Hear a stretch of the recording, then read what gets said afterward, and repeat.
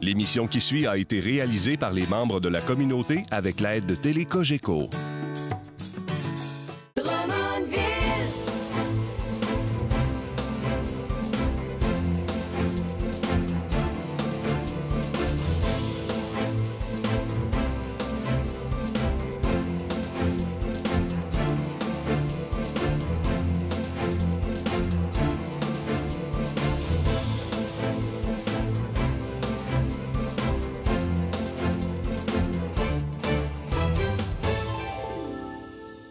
Mesdames, Messieurs, bonjour et bienvenue à Pour Drummondville. Merci d'être à l'écoute de cette émission d'information municipale.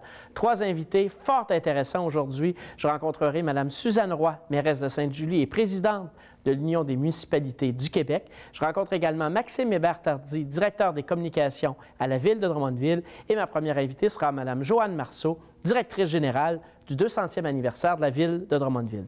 Mais avant de rencontrer mes invités, je vous invite à faire avec moi un retour sur la séance de votre conseil municipal qui s'est tenue le 17 novembre dernier, une séance qui a été fort chargée. D'ailleurs, dans le cadre de l'émission, je reviendrai sur le discours sur la situation financière de la Ville. Je prendrai vraiment le temps de vous communiquer des informations là-dessus. Il y a également eu, au cours de la séance, la nomination de M. Francis Adam à titre de directeur général de la Ville. M. Adam assumait depuis le début juillet cette fonction sur une base intérimaire. Il a été nommé à la suite d'un processus rigoureux auquel ont participé plus d'une dizaine de candidats-candidates, dont plusieurs directrices générales ou directeurs généraux déjà en poste au Québec.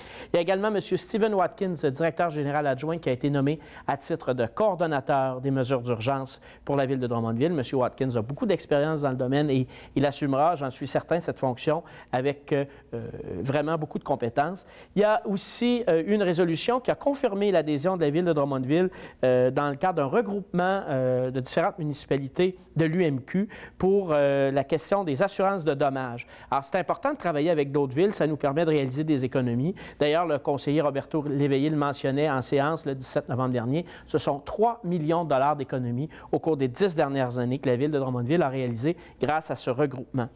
On vous invite aussi à une activité toute spéciale. Elle aura lieu le 29 novembre prochain. Ça se passe dans le quartier Saint-Joseph. C'est l'activité Féerie de Noël. Alors, on espère que les gens y seront. Féerie de Noël en lumière. Ce sera fort agréable.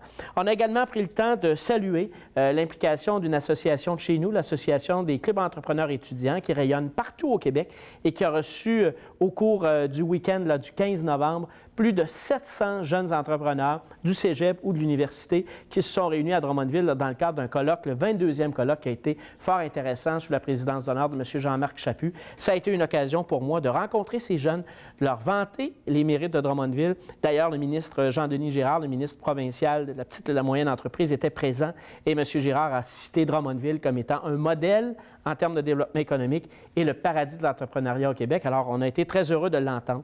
Finalement, également, au cours de la séance du 17 novembre, le conseiller Yves Grondin, président du comité consultatif d'urbanisme, a déposé le rapport au niveau des permis de construction pour octobre 2014. Phénoménal encore une fois. Drummondville a battu 2013 par 10 millions. 27 millions de dollars de permis ont été émis en octobre 2014. 10 millions de plus que l'année dernière à pareille date. Alors, on se dirige vraisemblablement vers une année record et pour la première fois, nous dépasserons le cap des 200 millions de dollars d'investissement à Drummondville en 2014. Alors, c'est formidable. Sans plus tarder, rencontrons maintenant Mme Joanne Marceau.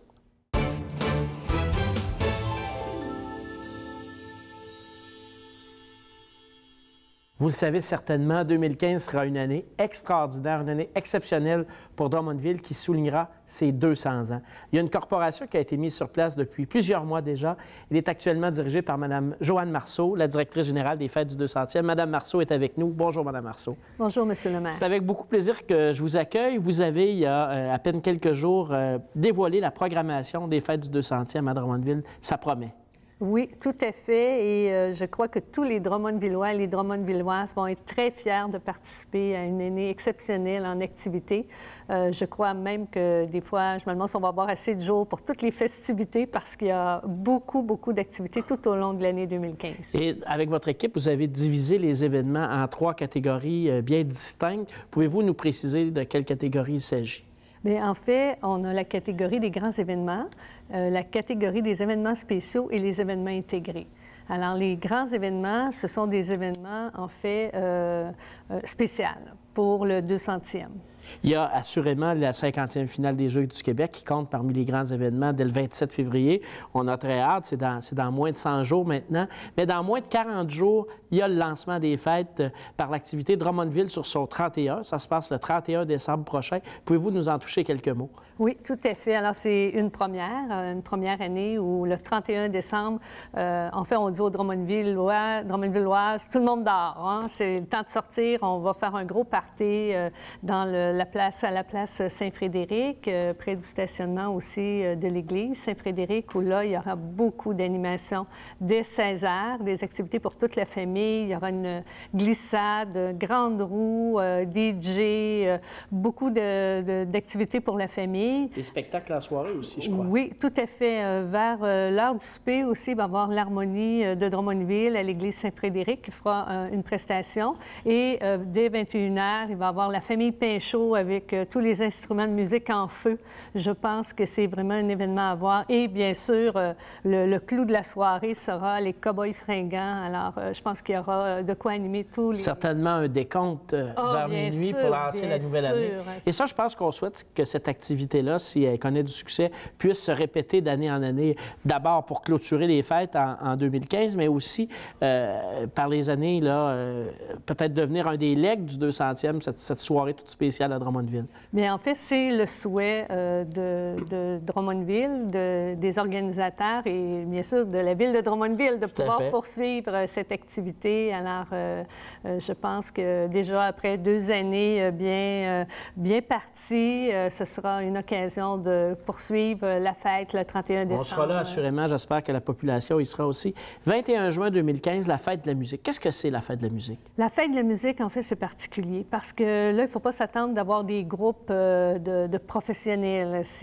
Oui, il peut y avoir des musiciens, des groupes, oui, professionnels, mais il va y avoir de toutes les catégories. Et ça, c'est pas typique à Drummondville, mais ça se passe un peu partout dans le monde. Oui. On invite les gens dans la rue, chez eux, et tout ça. Donc, c'est quand même quelque chose d'intéressant que j'ai eu l'occasion de voir à un moment donné lors d'un voyage. Je pense que les gens de Drummondville vont aimer ça. Et ça, c'est tout juste avant le grand week-end de la commémoration, 27, 28, 29 juin. Oui, tout à fait. Alors, le 27, 28, 29 juin, il y aura un événement. Je pense que ça a suscité beaucoup d'intérêt, Slide the City. Alors, Slide the City, ce sera la première fois que cette organisation-là sera à Drummondville. Bien, à Drummondville, oui, mais au Québec surtout. Alors, c'est une glissade de 1000 pieds qui sera installée sur la rue Brock, alors au centre-ville. Et là, il va en avoir pour toute la famille. Ça va être vraiment intéressant. Et aussi, il va y avoir un grand spectacle qui va avoir lieu avec des musiciens professionnels de Drummondville, des chanteurs, des artistes. Alors, cet événement-là est fait par la Maison des Arts des Jardins Drummondville. Alors, ça promet. Maintenant, si on allait du côté des éditions spéciales, bon, évidemment, on sait que certainement le Mondial des cultures, le Festival de la poutine, le Village québécois d'antan, il y aura des événements spéciaux pour souligner le 200e. Mais j'aimerais que vous nous parliez de Passion Avion. Qu'est-ce que ce serait exactement?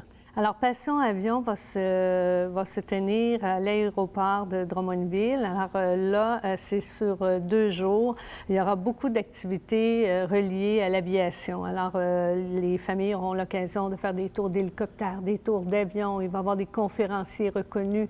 Il va y avoir des activités aussi sur la rivière. Alors, ce sera vraiment un grand rassemblement pour toute la famille. Et ça se passe à la fin de l'été.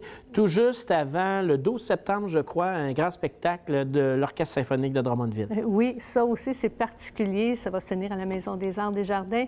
Alors ça sera aussi ouvert au grand public parce qu'il y aura un écran géant. C'est la première fois que nous aurons cette activité de grand rassemblement pour assister à un concert. Alors, il y aura, bien sûr, la 9e symphonie de Beethoven, mais aussi une œuvre vraiment extraordinaire composée par M. Jean Larocque, un Drummondvillois. Drummondvillois. Oui, alors on peut dire que c'est vraiment exceptionnel parce que c'est une composition qui a été faite sur l'histoire de la ville de Drummondville.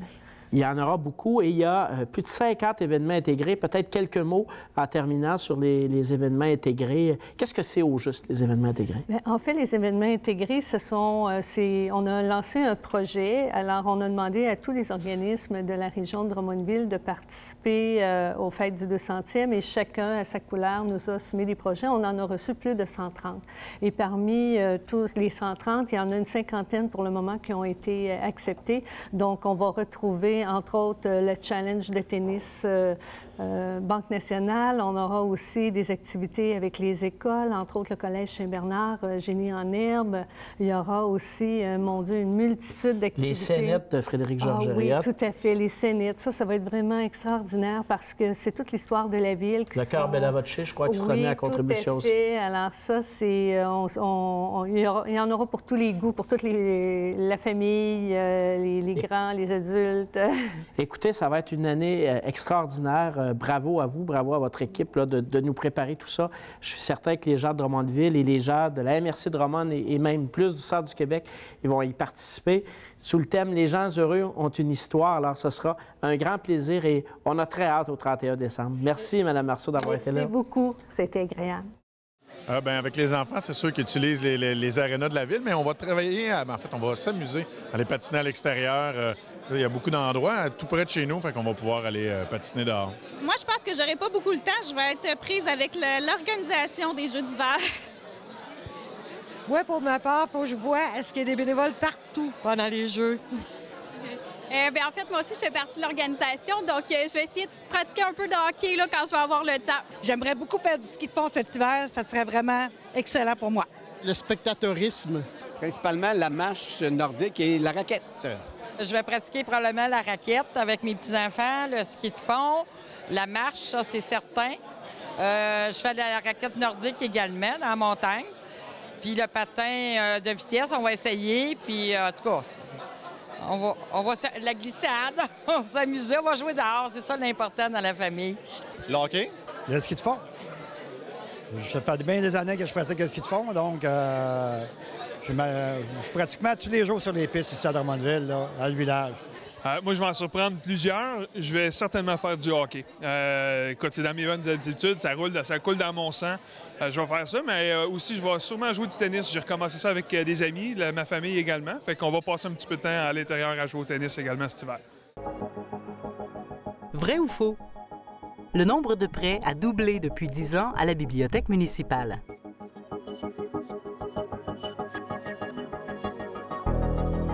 Eh bien, c'est faux. En fait, le nombre de prêts a été multiplié par 5. En 2003, les usagers de la bibliothèque ont emprunté près de 80 000 documents et l'an dernier, ce sont près de 400 000 documents qui ont été prêtés aux membres de la bibliothèque municipale.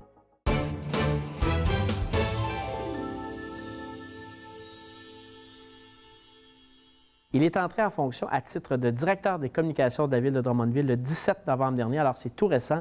Monsieur Maxime Hébert-Tardy est avec nous. Monsieur Hébert-Tardy, bonjour. Bonjour, Monsieur le maire. Fait plaisir d'être à votre émission une semaine après mon embauche. Bien, écoutez, on est très heureux de vous y accueillir.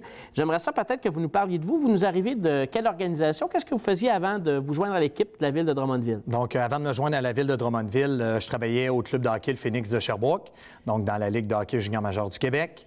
Et j'occupais le poste de coordonnateur des communications, marketing et événements. Donc, vous êtes prêt, là, dans le cadre de notre émission, à faire maintenant votre profession de foi en faveur des voltigeurs de Drummondville? Effectivement, étant donné que je me suis joint à l'organisation, présentement dans une transition. Et effectivement, là, je serai probablement dans les prochaines semaines, voire les prochains mois, au Centre Marcel Dionne pour... J'espère que vous serez, mais surtout que vous serez, comme nos téléspectateurs, un fier partisan de nos voltigeurs. Vous avez une formation, donc, en communication, en marketing, qui vous a préparé à occuper cette fonction-là? Oui, exactement. J'ai fait mon baccalauréat en administration des affaires, profil marketing au HEC Montréal. Et par la suite, j'ai poursuivi mes études à l'Université de Sherbrooke, où j'ai pris des cours en communication. Excellent. Et dans la vie des gens, là, qu'est-ce que ça fait, un directeur des communications? Pour nos téléspectateurs, moi, je vous vois à l'œuvre déjà à chaque jour.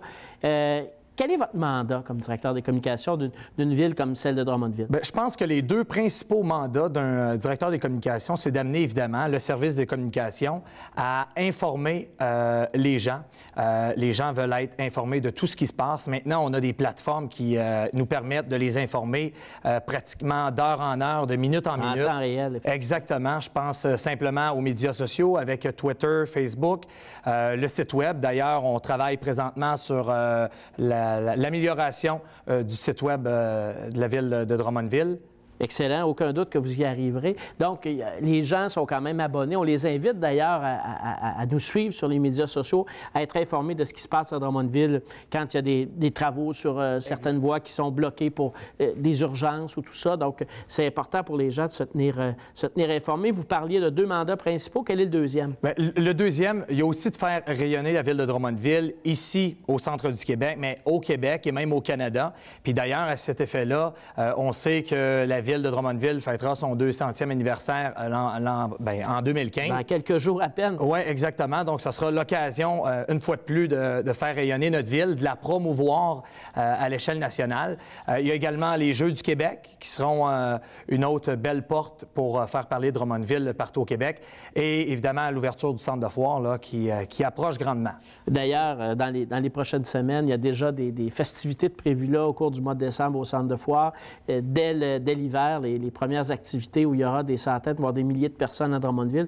Donc, pour vous, faire rayonner Drummondville, c'est important et je pense que vous pouvez bénéficier aussi de résultats de Drummondville un petit peu partout. Drummondville se démarque et exactement. Pour vous, c'est de la bonne matière, si on veut. Exactement. Puis Drummondville se démarque. Plusieurs sondages l'ont prouvé dans les derniers mois.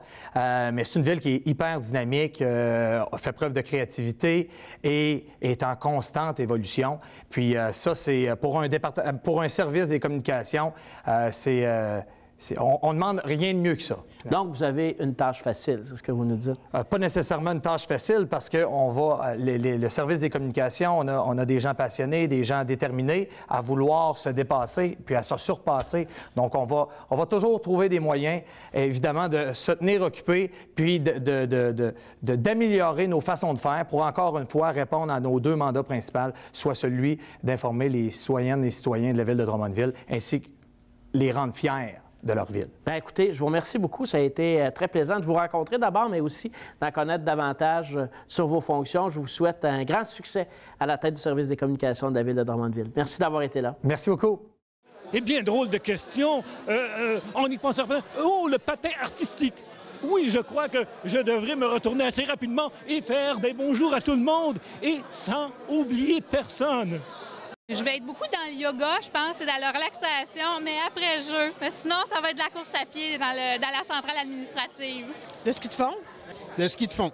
Je trouve que c'est un sport qui est très adapté pour ma condition, mon âge, donc les gens de cette catégorie-là. Puis c'est un sport qui se fait en plein air, qu'on peut faire à notre rythme. Moi, je suis bonne pour le salon. Là, tu sais, un feu de foyer, là, puis je regarde le hockey. D'un, là, mettons, exemple, 3 fois semaine minimum, je joue au hockey. Dans des ligues où j'ai payé déjà. Une 4e fois, des fois, je suis ici dans certaines ligues. Je fais du ski 2 jours par semaine. À Dlayton, puis à Bromont. On est membre à Bromont. Fait que, madame, le sport, c'est la vie. Le sport, c'est la santé.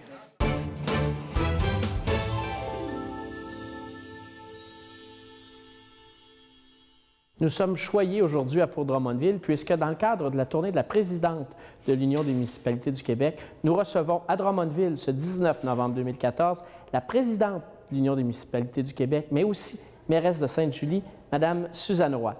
Suzanne, bonjour. Bonjour. Merci beaucoup d'être chez nous aujourd'hui. Peut-être expliquer à nos téléspectateurs les objectifs de cette tournée-là qui se fait à tous les 2 ans par la présidence de l'Union des municipalités. 2 objectifs principaux. D'abord et avant tout, amener l'Union des municipalités partout dans toutes les régions du Québec. Alors, je le sais, ici, à Drummondville, il est déjà présent par la présence du maire au conseil d'administration et au comité exécutif, mais pour l'ensemble de la région. Donc, venir rencontrer les élus, les gens d'affaires, parler aux médias, immédiat. Et le deuxième objectif, c'est de partir avec l'expérience de la région du centre du Québec et de l'apporter dans Mont-Baluchon, partout au Québec, dans le cadre de cette tournée. Donc, c'est une vingtaine de visites régionales que vous faites. Vous en êtes à peu près à la moitié, si je comprends bien. Exactement à la moitié. Donc, on dit 22 visites, 11e visite. Donc, c'est le plein centre. C'est bien. Bien, vous êtes au centre du Québec, je pense que c'est bon.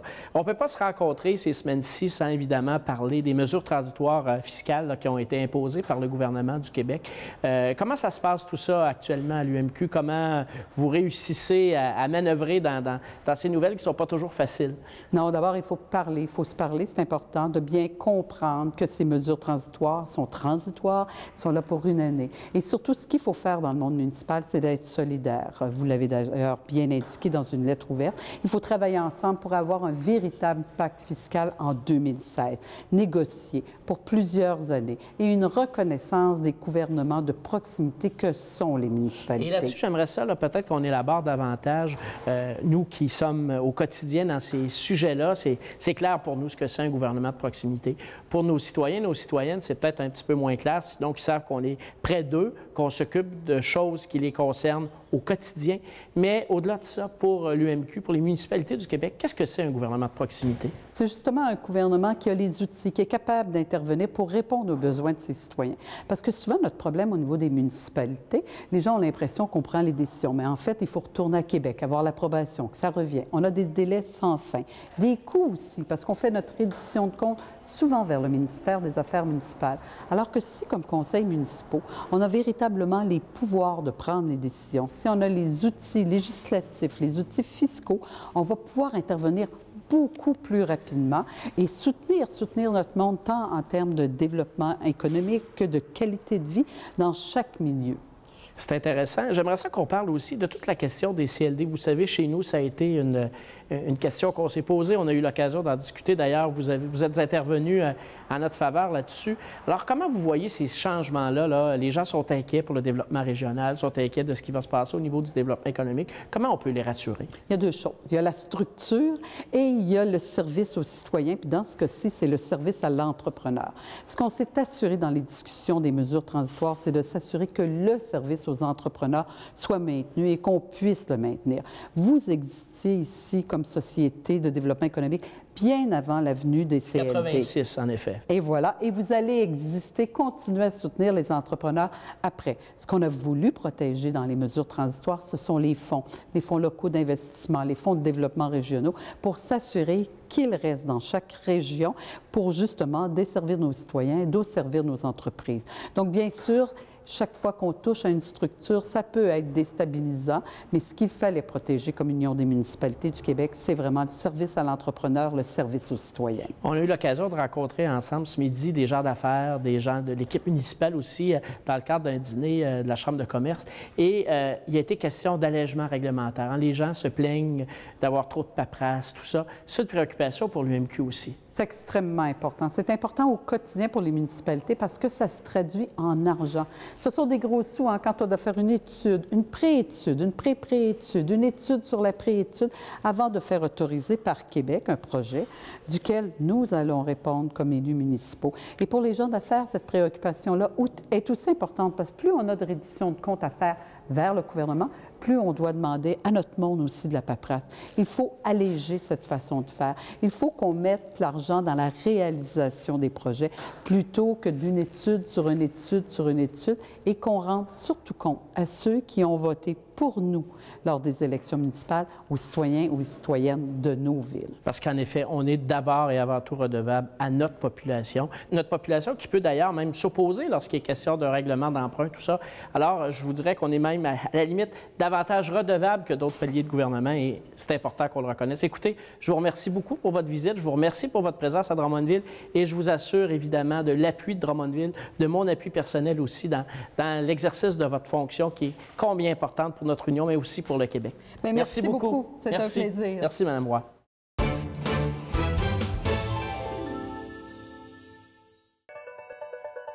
Saviez-vous qu'il y a plus de 2100 commerces de détail et de services à Drummondville qui donnent de l'emploi à plus de 20 000 personnes? Notons que 446 de ces commerces se situent au centre-ville, ce qui représente près de 22 % de l'offre totale. Profitez-en. Il y a des moments importants dans l'année municipale, si bien que nous avons choisi cette semaine de remplacer le volet questions du citoyen par une présentation toute spéciale sur la situation financière de la Ville de Drummondville. C'est un rapport que nous devons déposer chaque année dans le mois qui précède le dépôt du budget. Le dépôt du budget se fera le 15 décembre prochain dans le cadre d'une séance publique que vous pourrez voir à TV Cogeco. Alors, je prends le temps de vous donner les grandes lignes de ce rapport que j'ai déposé au nom du conseil municipal le 17 novembre dernier. D'une part, nous avons rappelé qu'au dépôt des états financiers le 31 décembre 2013, la Ville bénéficiait d'un surplus non affecté de près de 5 millions de dollars, donc de 4 852 000. Nous avions prévu utiliser en 2014 2 millions de dollars de ce surplus pour nous permettre de faire face à la coupure au niveau de la TVQ que nous avions subie du gouvernement du Québec. Alors, c'est avec grand plaisir que je vous annonce que grâce à l'essor économique de notre région, mais aussi grâce à notre gestion serrée des finances publiques, nous n'aurons pas à puiser ce 2 millions cette année dans notre surplus accumulé. Et de plus, la Ville présentera, nous prévoyons, nous estimons actuellement un surplus d'environ 2 millions de dollars pour l'exercice 2014. 2 millions de dollars, c'est peut-être des gros chiffres pour nous, contribuables, mais il faut savoir que ça représente à peine 2 du budget de la Ville de Drummondville. C'est comme si quelqu'un qui gagne 50 000 $ par année réussissait à sauver 1 000 $ à la fin de l'année. Alors, vous serez d'accord avec moi que c'est un chiffre qui nous paraît élevé, mais qui est très raisonnable. Dans le cadre de ce rapport que vous pouvez consulter sur le site web de la Ville de Drummondville ou que vous pourrez voir dans le bulletin municipal que vous recevez à la maison, il y a également toute la déclaration des salaires que reçoivent vos élus. Je vous invite à le consulter.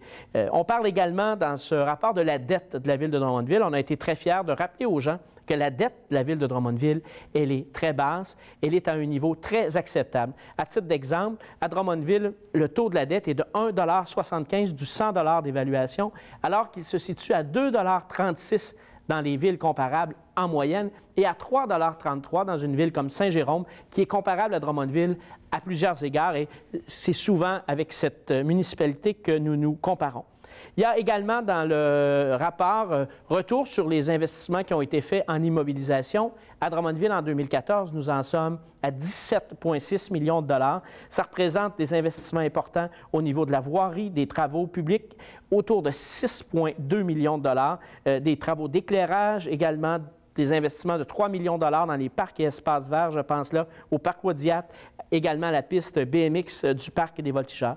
Finalement, et je pense que là, on a voulu donner l'exemple lorsque j'ai eu le bonheur de représenter Drummondville en commission parlementaire sur les régimes de retraite. J'avais à ce moment-là souligné qu'il m'apparaissait important qu'en toute transparence, les élus fassent état annuellement de la situation du régime de retraite. Alors, nous n'avons pas attendu après les obligations des autres paliers de gouvernement, mais nous avons choisi à Drummondville de présenter la situation de notre régime de retraite, ce que nous avons fait le 17 novembre dernier. Alors, je vous rappelle, le régime de retraite de la Ville de Drummondville est l'un des plus en santé financière au Québec, avec un surplus, donc une surcapitalisation du régime à 102 % au dernier rapport au 31 décembre 2012 et une estimation à 120 % au 31 décembre 2013. Alors, pour nos employés, mais aussi pour vous, contribuables, c'est une excellente nouvelle parce que ça veut dire que vous n'avez pas à payer pour des déficits du passé comme dans plusieurs municipalités. Alors, tout ça devrait vous rassurer. On prépare le budget et j'espère que vous serez à l'écoute le 15 décembre prochain pour connaître ce qui s'en vient à Drummondville.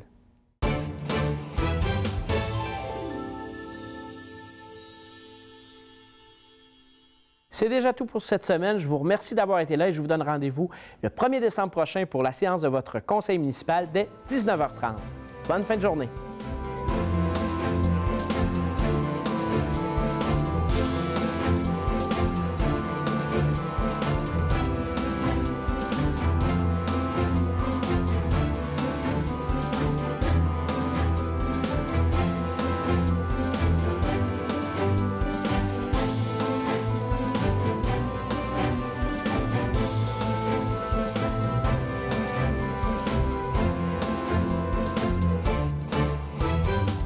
Drummondville, capitale du développement. Télé Cogeco, un service exclusif aux clients de Cogeco.